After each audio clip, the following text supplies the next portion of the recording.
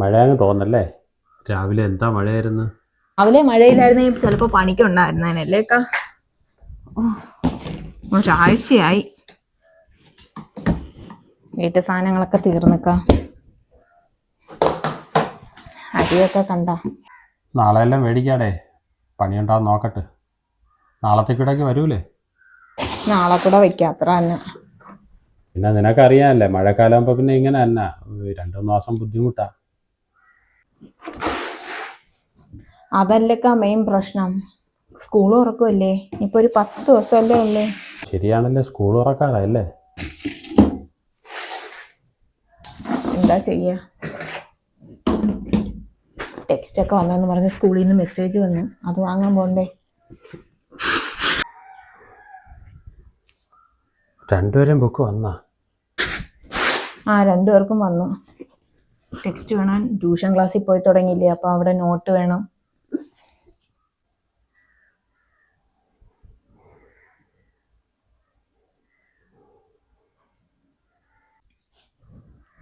ഒരു 10,000 രൂപ വേണമൊക്കെ.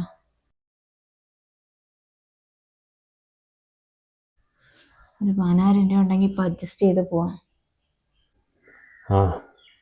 എന്തെങ്കിലും ഒരു വഴി നോക്കാം. ഞാനൊരു കാര്യം പറയട്ടോ. അപ്പുറത്തെ നിഷയുടെ വീട്ടിലെ ഈ എന്തോ ഒരു ലോണിൻ്റെ ആളുകളുണ്ടല്ലോ, അവർ വരുന്നപ്പോൾ കുറച്ച് പെണ്ണുങ്ങൾ കൂടി ഒരു ലോൺ എടുക്കുന്നെന്ന് പറഞ്ഞ്. ഒരാൾക്ക് 10,000 രൂപ വെച്ചാണ് കേട്ടോ. അപ്പം എന്താ മാസം 1000, അല്ല ആഴ്ചയില്ല, അങ്ങോട്ട് 1000, 1500 എത്ര രൂപ അടച്ചാൽ മതി. അപ്പം അതങ്ങ് അടഞ്ഞു പോകത്തില്ലേ? അതൊന്നും വേണ്ടേ. ലോണ്, ചിട്ടി, പലിശ അതൊക്കെ വലിയ തലവേദനയാണ്. 10,000 രൂപ ഒന്നിച്ച് കിട്ടുമ്പോൾ ഇപ്പം പിള്ളേരെ ട്യൂഷൻ ഫീസും കാര്യങ്ങളും ഒക്കെ അറിയാം. വീട്ടിലേക്കും കുറച്ച് സാധനങ്ങൾ വാങ്ങിക്കണം. ഇനി എന്നാ പണിയുള്ളതെന്ന് എങ്ങനെ അറിയാം? ഒരു ദിവസം പണിക്ക് പോയാൽ അതല്ലേ കിട്ടൂ. വീട്ടിലെ കാര്യങ്ങളെല്ലാം നടക്കണ്ടേ. അല്ല, ഇക്ക ജോലി കഴിഞ്ഞ് കൊണ്ടുവരുന്നതിന് ഞാൻ 50-100 വെച്ച് ഞാൻ മാറ്റി വെച്ചോളാം. ഇക്ക അത് ഒന്നിച്ചറിയണ്ട. ഇക്ക തരുന്ന ചിലവിന് തരുന്ന പൈസയിൽ നിന്ന് ഞാൻ മാറ്റി വെച്ചോളാം. അപ്പോൾ ഈ ആഴ്ച അടയ്ക്കണമെങ്കിൽ എവിടെ നടക്കും? ആദ്യത്തെ അടവിൻ്റെ പൈസ ഇതിൽ നിന്ന് തന്നെ നമുക്ക് മാറ്റി കൊടുക്കാം. പിന്നെ അടുത്ത ആഴ്ച തൊട്ട് എന്തായാലും ജോലി എന്തെങ്കിലും കാണത്തില്ലേ. ഒരു ദിവസത്തെ ജോലി പൈസ മാറ്റി വെച്ചാലും കുഴപ്പമില്ല, നമുക്ക് അങ്ങ് അടച്ചു പോക്കാം. എന്നാ ഞാൻ അവളോട് പറയട്ടാ, എനിക്കിവിടെ എടുത്തു തരാൻ. നീ നോക്ക്. അപ്പം ഞാൻ അവളോട് വിളിച്ച് പറയട്ടെ വേണമെന്ന്. അരിയടുപ്പിയിട്ടിട്ട് വെള്ളം തിളയ്ക്കുന്നു.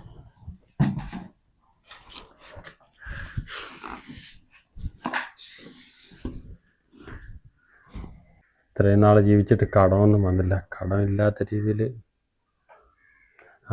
കുറേശ്ശെ അടയ്ക്കാം. പണ്ടത്തെ പോലെ അല്ലല്ലേ. ഇന്നൊക്കെ ബുക്കിനൊക്കെ എന്താ വില. ജീവിത ചെലവും കൂടിയില്ലേ.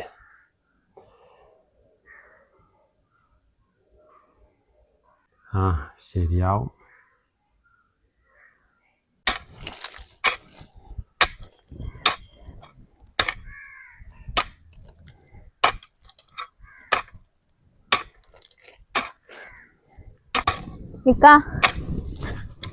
നീ വന്നാ?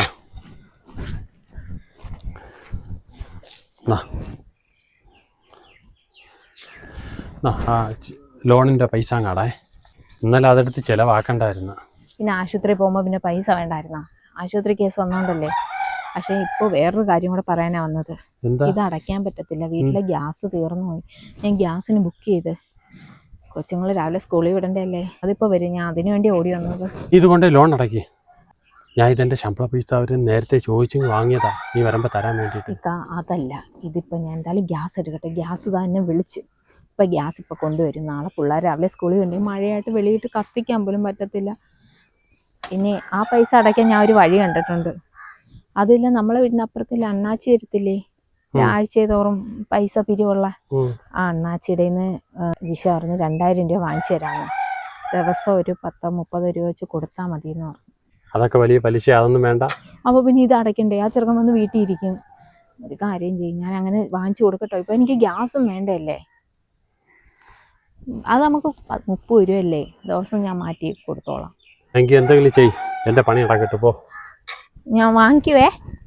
ഓ ഇതിപ്പോൾ കൂടുന്നതല്ല, കുറയുന്നില്ലല്ലോ.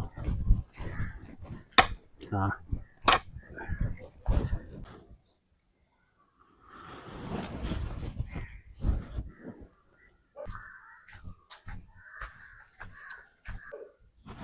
ഇക്ക വന്ന കല്യാണത്തിന് കൊണ്ടേക്കാ. ആ കല്യാണമാണല്ലേ. ഇക്ക വന്നിട്ട് ഞാൻ റെഡി ആവുന്ന വിചാരിച്ചിരുന്നേ. 1000 രൂപേൻ്റെ ഉണ്ട്. അണ്ണാച്ചിക്ക് കൊടുത്ത് നമുക്ക് ബാക്കി കല്യാണത്തിനും പോവാം. അതെങ്ങനെയൊക്കെ ശരിയാവുന്നത്? 2000 രൂപ മാമി നമുക്ക് കൊണ്ടു തന്നെയല്ലേ വീട് പാല് വെച്ച് കയറിയപ്പം. അതിൻ്റെ കൂടെ എന്തെങ്കിലും കൂടി ഇട്ട് കൊടുക്കണ്ടേ?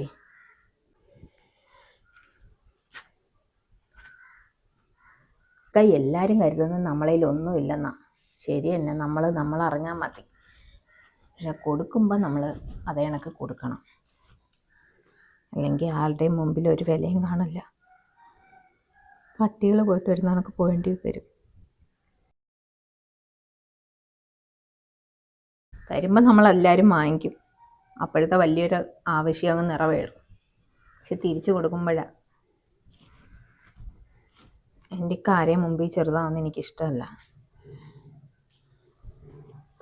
തന്നെ കൊടുത്താൽ പറയും തന്നെങ്കിലും കൊണ്ട് തന്നല്ലോ എന്ന്. അതിനെ കഴിയും 500 രൂപ നമ്മളിട്ട് അങ്ങ് കൊടുക്കണം. 2500 എന്താ ഒരു വഴിയടേ? നമ്മൾ ആ അണ്ണാച്ചിടയിൽ എന്തായാലും 2000 രൂപ കൊടുക്കാറുണ്ട്. നാളെ അയാൾ വരും. 4000 ആയിട്ട് വാങ്ങിക്കട്ടോ ഞാൻ. അപ്പോൾ അത് തീർത്തിട്ട് ബാക്കി 2000 ഉണ്ട്. ഇക്കടയിൽ നിന്ന് 500 രൂപയും കൂടെ എടുത്തിട്ട് നമുക്ക്. അത് ശരിയാകത്തില്ലല്ലോ. 5 രൂപ ചോദിച്ചാലും തരൂക്കാ. 5000 രൂപ വാങ്ങിക്കട്ടോ. പിന്നെ വാങ്ങിയിട്ട് അല്ല, അപ്പോൾ വേറെ എന്താ വഴി? അപ്പോൾ അയാളുടെ 2000-ൻ്റെ ഇടപാടും തീർക്കാം. നാളെ ചിട്ടി അടയ്ക്കാം. ഈ പൈസ ഇതും കൂടെ ആയിട്ട് നമുക്ക് കല്യാണത്തിന് പോയിട്ട് വരികയും ചെയ്യാം. ഈ മാസം എന്ന് പറഞ്ഞാൽ എത്ര കല്യാണമായിരുന്നു നിൽക്കുക. അതുകൊണ്ടല്ലേ എനിക്കൊന്നും മാറ്റി വയ്ക്കാൻ പറ്റാഞ്ഞ.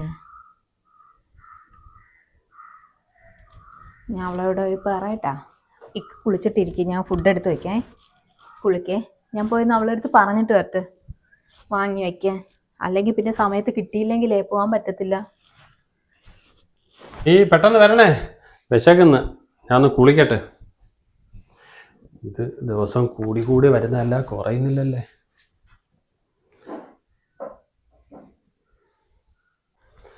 ആ ശരിയാവും.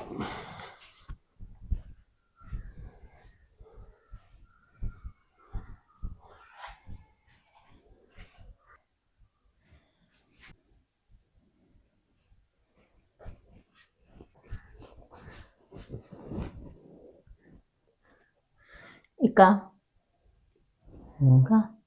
ഹോസ്പിറ്റലിൽ പോവാം നമുക്ക്. സമയം എന്തായി? 7 മണിയാവുന്നു. നമുക്ക് ഇന്നലെ മൊത്തവും ചൂടായിരുന്നു. ആ ഗുളിക കഴിച്ച് ഇപ്പം എങ്ങനെയുണ്ട്? ഇത്തിരി കുറവുണ്ട്. അപ്പം നമുക്കൊന്ന് ഡോക്ടറെ കാണാം. നീ ചായ ഇട്, എനിക്ക് ജോലിയുണ്ട്, ജോലിക്ക് പോകണം. അയ്യോ, ഈ വയ്യാത്ത ആളാ? ഇന്നലത്തെ അവസ്ഥ നിങ്ങൾക്ക് ഓർമ്മയുണ്ടാ? എന്ത് ചൂടായിരുന്നെന്നറിയോ? എനിക്ക് രാത്രി ഒരു വണ്ടിയും കിട്ടാത്തോണ്ടല്ലേ ഹോസ്പിറ്റലിൽ കൊണ്ടുപോഞ്ഞത്. നമുക്കിപ്പോൾ പോവാം, ഡോക്ടറെ കാണേണ്ടതാ.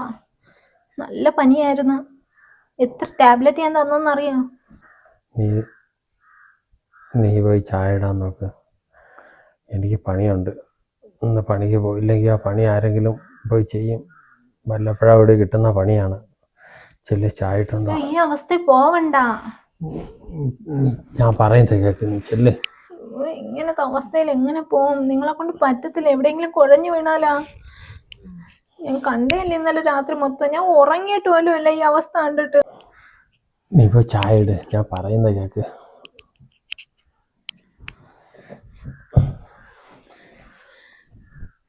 ഈ അവസ്ഥയിൽ പോയാൽ ശരിയാവത്തില്ല. ഞാൻ ഒന്ന് പറയുന്ന കേൾക്ക്.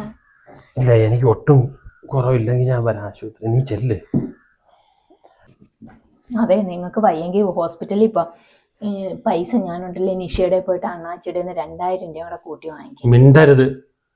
ഒരു കടം വിടാൻ വേണ്ടി അവിടെ നിന്ന് മേടിച്ച് ഇവിടെ കൊടുത്ത്, ഇവിടെ നിന്ന് കടം മേടിച്ചിട്ട് അവിടെ കൊടുത്ത്, അവിടെ നിന്ന് മേടിച്ച് കടം കൊടുത്ത് ഞാൻ ഒരു മാസം കൊണ്ട് 25,000 രൂപയാണ് ഈ കടക്കാരൻ.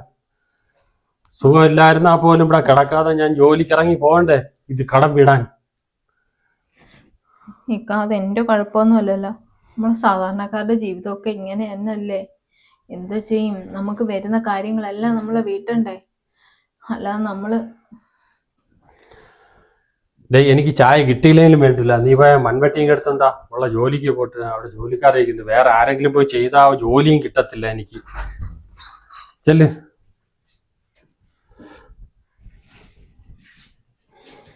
വയ്യ. പറ്റുന്നിടത്തോളം ജോലി ചെയ്യാം. ഇനി ഒരു സ്ഥലത്ത് നിന്ന് കടവും മേടിക്കണ്ട, ഒന്നും ചെയ്യണ്ട. ഈ ഉള്ള കടം വീടി കിട്ടിയാൽ മതി.